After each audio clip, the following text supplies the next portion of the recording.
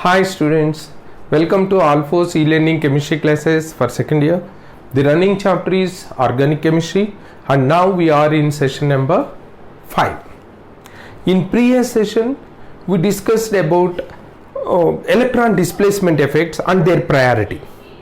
The phenomena, how this mesomeric effect and the resonance effect are differentiated. It is nothing but what is the minute or slight difference between these two. All these we discussed, and thereafter we discussed about the hyperconjugation, and among all these electron displacement effect, when they are operating in different directions, that is when they are not in coordination, which effect is in domination. All these details we covered in previous session. Clear? And now coming to the influence of, that is nothing but the impact of all these different electron displacement effect in different phenomena in organic chemistry, that we have to discuss in this session. Clear? And now let me give that influence of electron displacement effects. Where we can find these influence? Where we can find the influence of these electron displacement effects? In the beginning of this chapter, I already explained the influence of electron displacement effect or their impact will be observed in, first one is deciding the stability of reaction intermediate. RIE here is nothing but reaction intermediate. And second one is in finding acidic strengths of organic compounds. And third one is in deciding the basic strengths of organic compounds. Clear? And here, before entering into, because our class discussion is nothing but for competitive mode. Here we need not describe, we need not write descriptive part of these concepts in competitive exam. Just they are giving the question, within no time we have to find the solution for that question. And that too they are giving options below that question. We have to opt immediately within no time, because it is term bound exam. And for that purpose we have to approach all these different concepts through or in a logical manner. Is it not? That's why I am trying to make you to follow in a logical approach for all these. I will try my level best so to make you to understand all the logic that behind, to guess the answers or to solve the questions in an easy manner within no time. If you are following this, in case if you are not getting in with one view, just you can go through that video once, twice, thrice. Is it not? We are having, because that videos will be available forever. That's why. Till you are getting the logic to your mind, you have to go through this. Okay. First, let me start the logics here. Just in case of stability of reaction intermediate, not only reaction intermediates, or we can also consider the conjugative structures. Sometimes instead of giving the stability of the reaction intermediate, they are asking the stability of the conjugative forms. One compound, say for example, one compound is having 2 or more types of conjugative forms. Of those 2 or 3 conjugative forms, they ask you to find the stability order, or simply they ask you to find the highest stable conjugative form. Such type of questions, such type of questions are making most of the students very confused. Clear? I think here you may eliminate that confusion. You can overcome that hurdle with this concept. That means it requires a logic. Clear? And for stability of the reaction intermediate or conjugative structure, and acidic strengths of organic compounds and basic strengths of organic compounds. Before entering into this, with all these electron displacement effect as a collective cluster, if they are present in the given species, those given species totally will behave only in two different manner.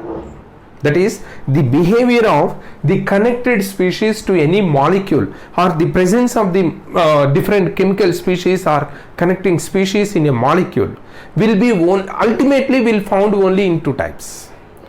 They are behaving only in two different manner, not with all these. Even though there are different kinds of electron displacement effects, all these, when they are of coming together, they are working together, and then we can find these chemical species where these electron displacement effects are supposed to be of observed. Their behavior will be only two kinds. These two kinds of behavior is from four types of electron displacement effect phenomena. And now that is the first logic what I am going to make you to learn. Thereby most of the confusion will be eliminated. Clear? But you know, when it is logic, when it is trick, if you are perfect in the trick, then only you have to apply. If you are not perfect, if you are applying, automatically it is giving 100% failure. That's why try to get the trick logic. I will try my level best. Clear? And now that behavior is only one is electron donating groups. Electron donating groups. These are all in some books, they are also known as electron releasing groups. Electron donating or electron releasing groups. Clear?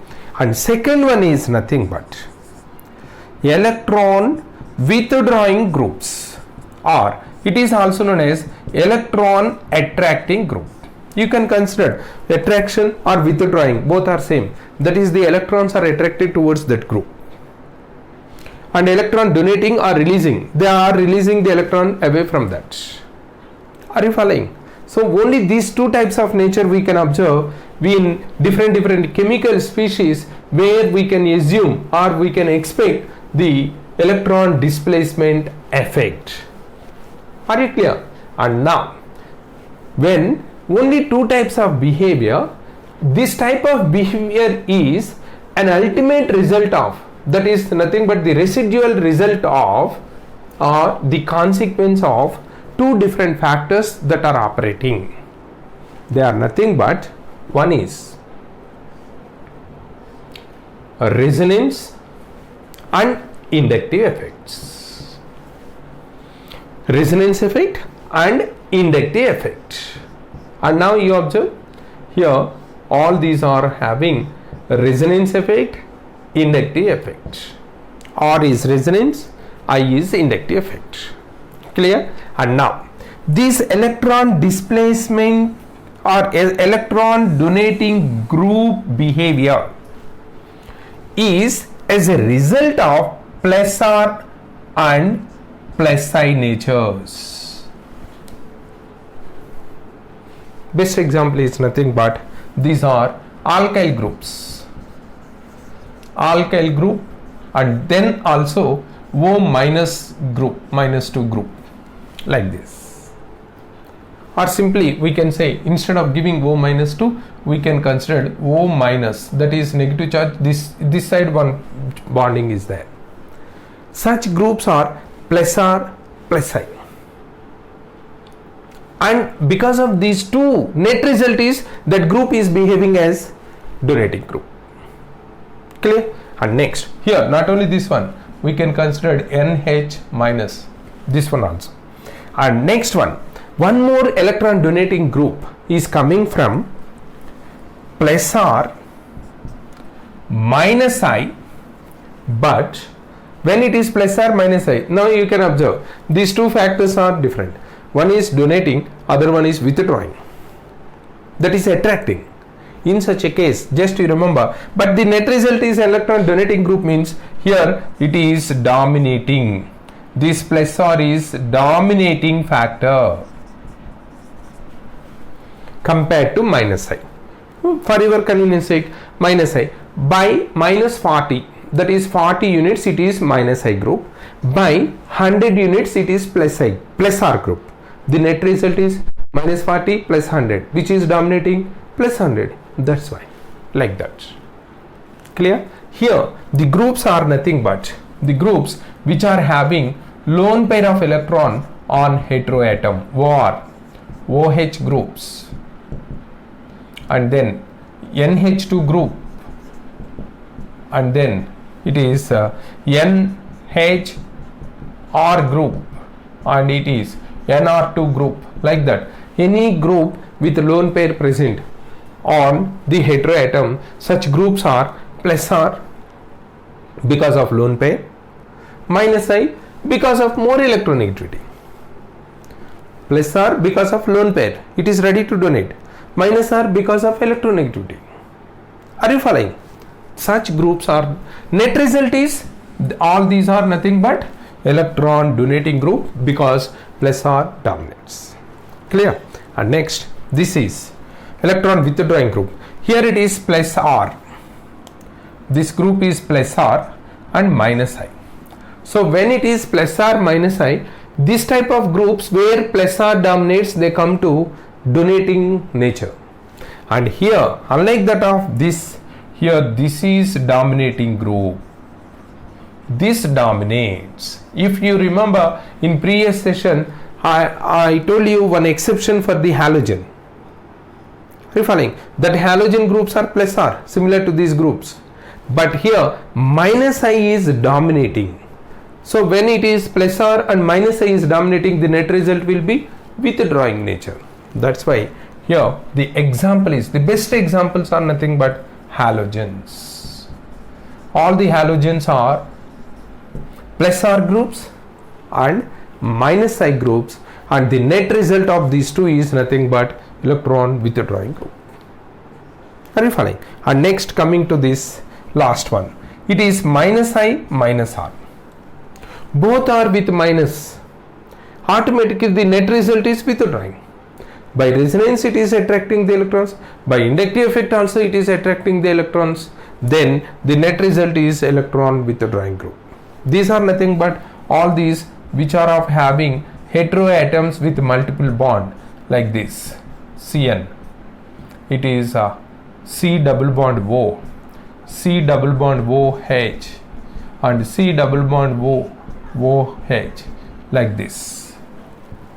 The net result, and if you observe, minus R plus I, such type of groups never be. Once if it is minus R group, automatically the inductive effect is also minus.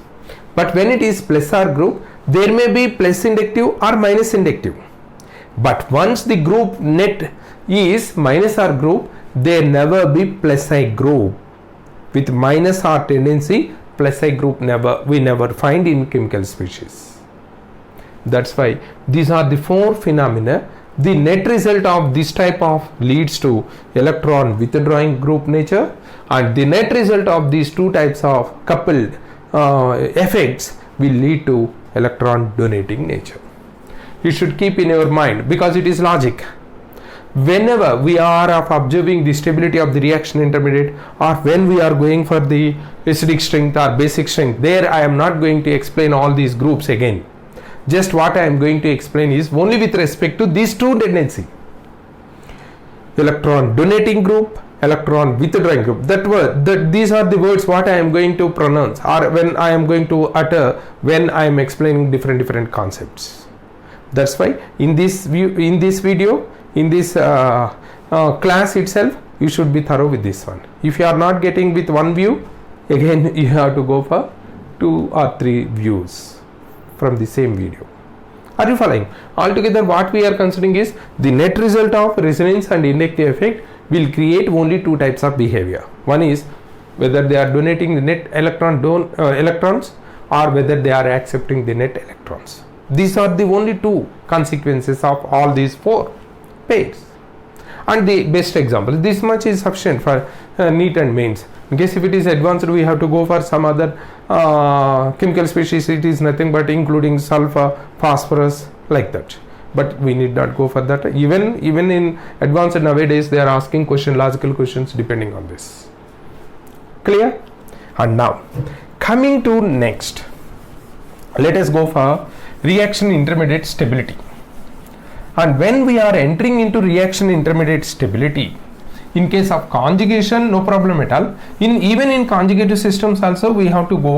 But one more very important phenomena or topic which we should be thorough with that one, because it is the highest contributor for stability of the chemical species. Again I am giving you one more logic. When we are considering the stabilities of different conjugative structures or reaction intermediates, with all these electron displacement effects, one more phenomena we have to observe, because without that it is not possible to guess the stability of the reaction intermediates. Without that it is not possible to consider the energies of the reaction intermediates or conjugative structures. That's why let us have a look around about that. It is nothing but aromaticity.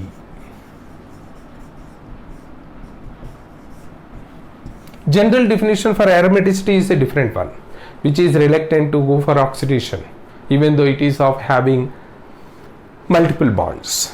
Like that we can define, or simply how to identify the aromatic compound is nothing but the compounds that are possessing at least one benzene ring in their molecule are said to be aromatic compounds. Like that, all these are different definitions for aromatic compounds, but here it is not the criteria.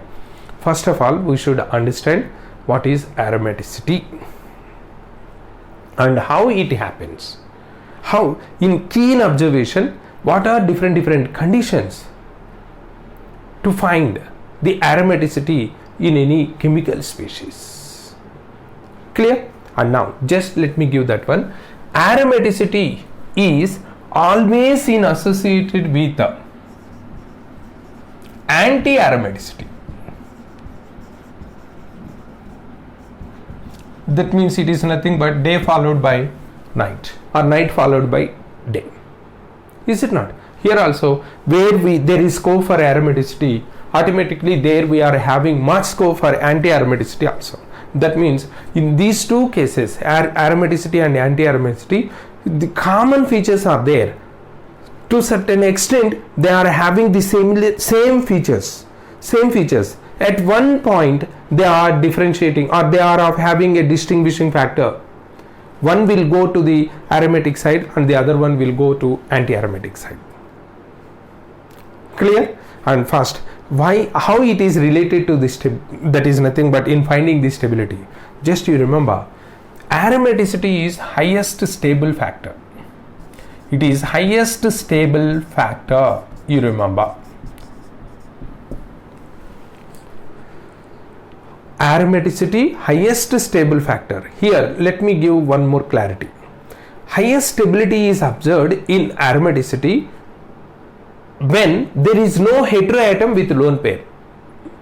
If any heteroatom is participating with lone pair, the highest stability will go for that such type of group. So, except that is only for hydrocarbon. Simply we can say only hydrocarbon species means it is of having only carbon and hydrogen.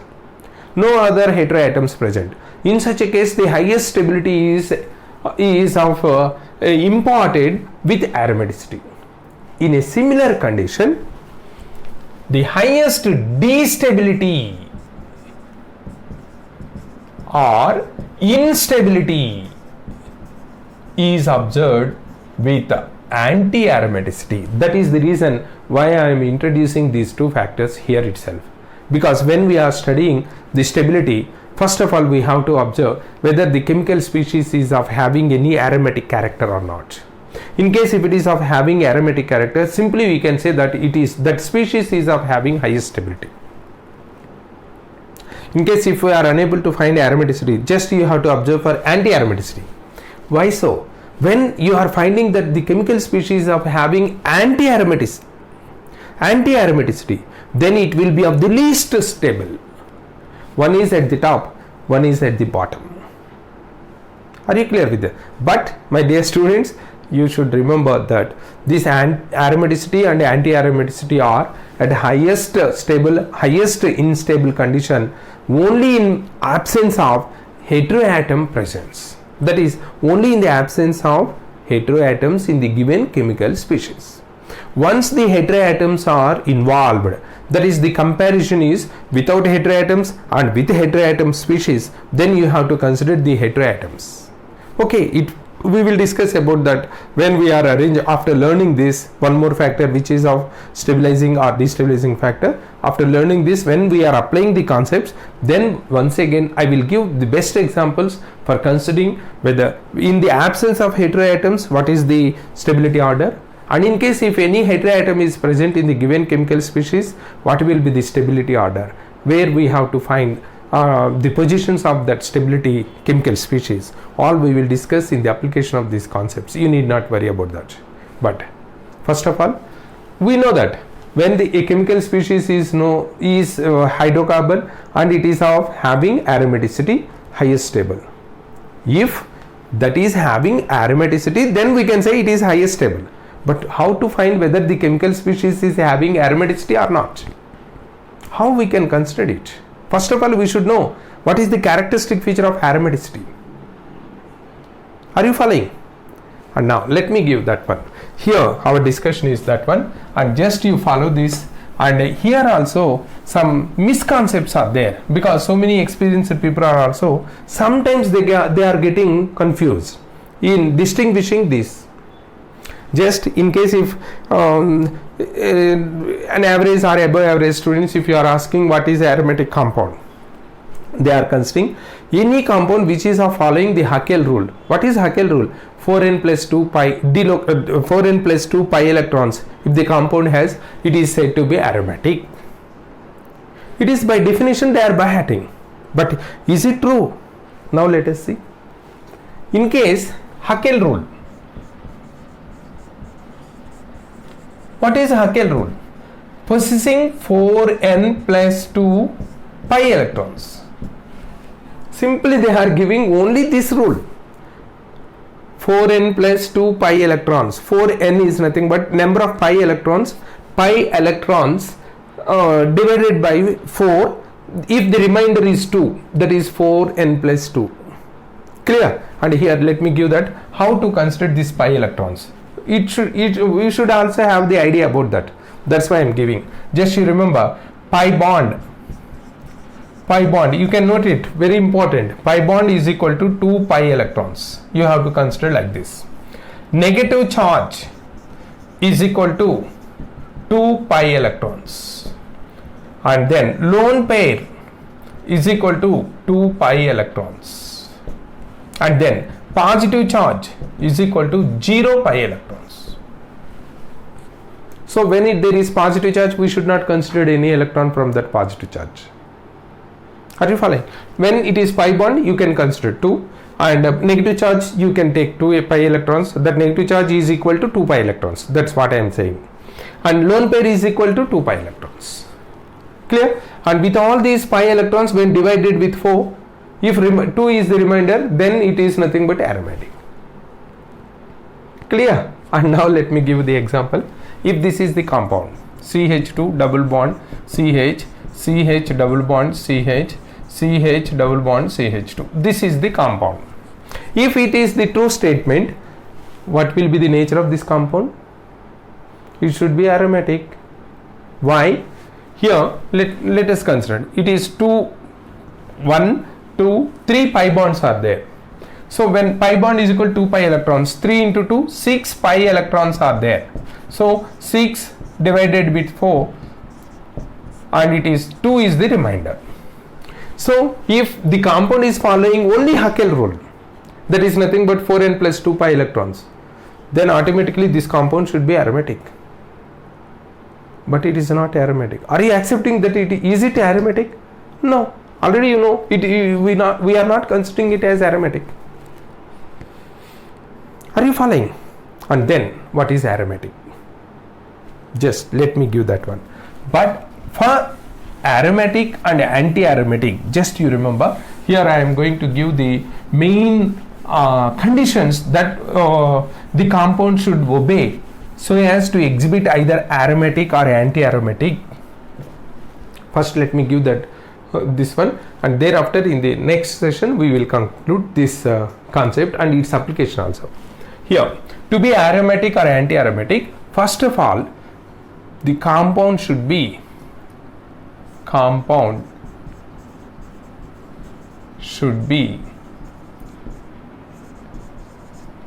cyclic. And second one, compound should have planarity or nearly planarity. Planarity or near planar. That is, the compound should be planar or nearly planar. Planar means like this, nearly planar like this.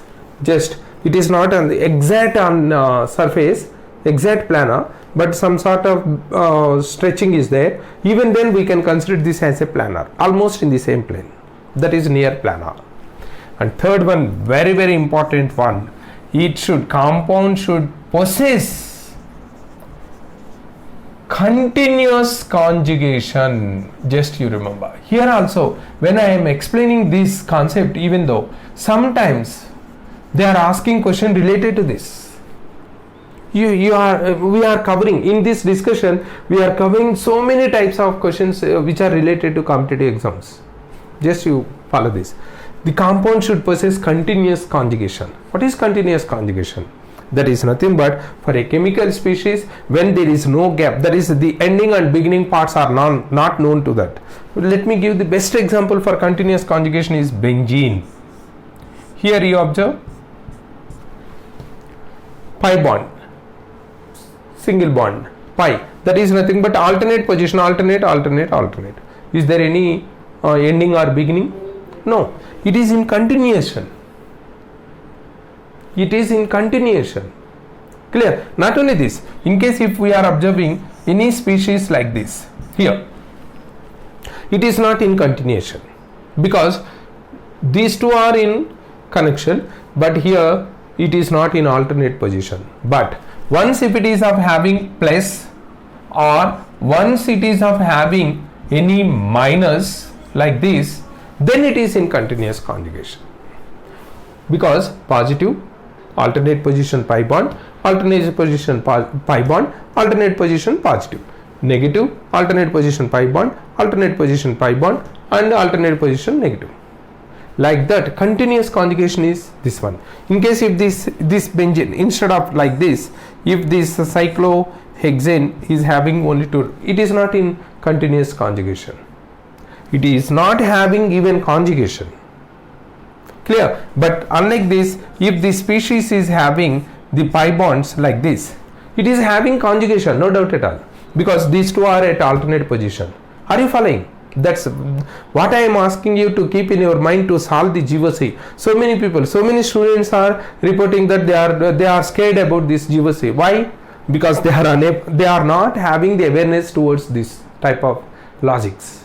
It is in conjugation, but it is not in continuous conjugation, because here it is not in continuation. Are you following? So these three, one is nothing but the compound should be cyclic, and second one is nothing but it should have planarity or nearly planar, and third one is the compound should have continuous conjugation. Obeying these three rules or these three conditions is happened in both aromatic and anti-aromatic compounds. Both these two, that's what I am saying.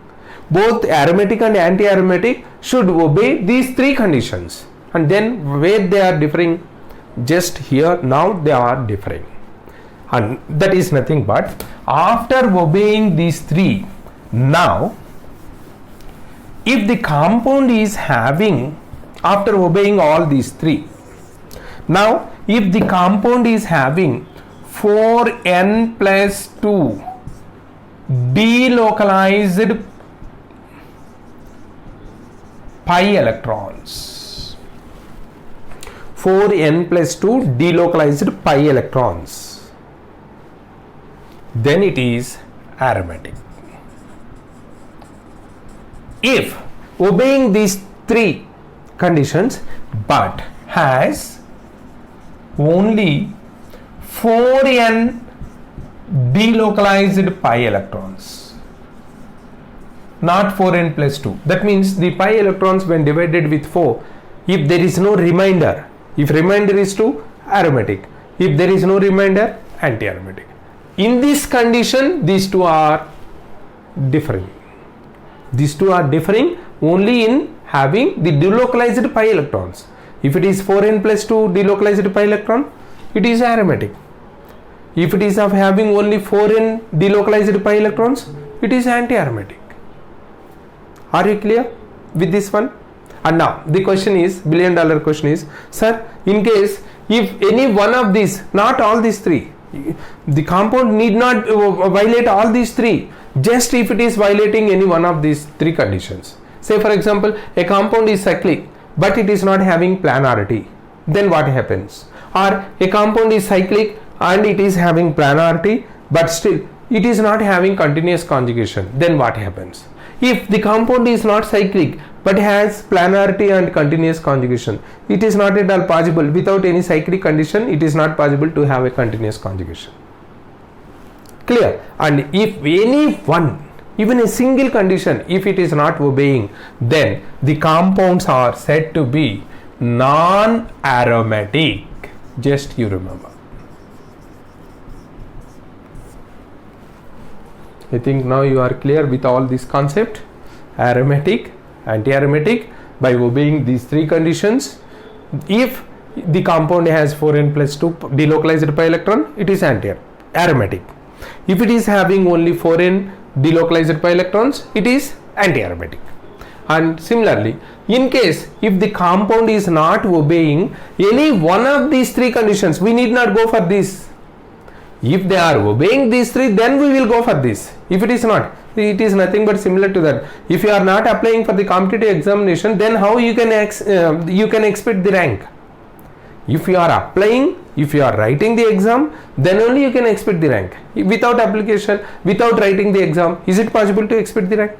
Similarly, if they are not obeying these three conditions, if any one of these conditions is not obeyed, then there is no question of this principal application. That's why when they are asking for the aromatic condition, just you remember, don't say that Haeckel rule, 4n plus 2 pi electrons possessing compounds are aromatic. Don't say like that. If any compound, you have to start like this. If any compound is cyclic and planar and it is having continuous conjugation and then obeying Haeckel rule, that is nothing but possessing 4n plus 2 delocalized pi electrons, then the compound is said to be aromatic. If it is of having all the three conditions but not having 4n plus 2, just having 4n delocalized pi electrons, then the compound is said to be anti-aromatic. And now the third question, it is if it is not obeying any one of these three conditions, then what is the compound? It is non-aromatic. Are you following, my dear students? I hope, I feel that you are connected with all these aromatic, anti-aromatic and non-aromatic compounds. Clear with this one? Now we are well versed with all the concepts related to general organic chemistry. In the next session, we are going to apply all these concepts. Just my suggestion, my humble suggestion is nothing but, if you are not connected with these concepts again and again today, or that is nothing but within no time, in the same day, just try to go through the video once, twice, thrice, like that, till you are getting all the concept into your mind. Then once you are getting this, when I am applying the concepts to get to explain the concept, that is nothing, consequences of the influences, easily you can guess, you can easily understand that concepts. Clear? Okay, hoping for the best in the coming session. Thank you.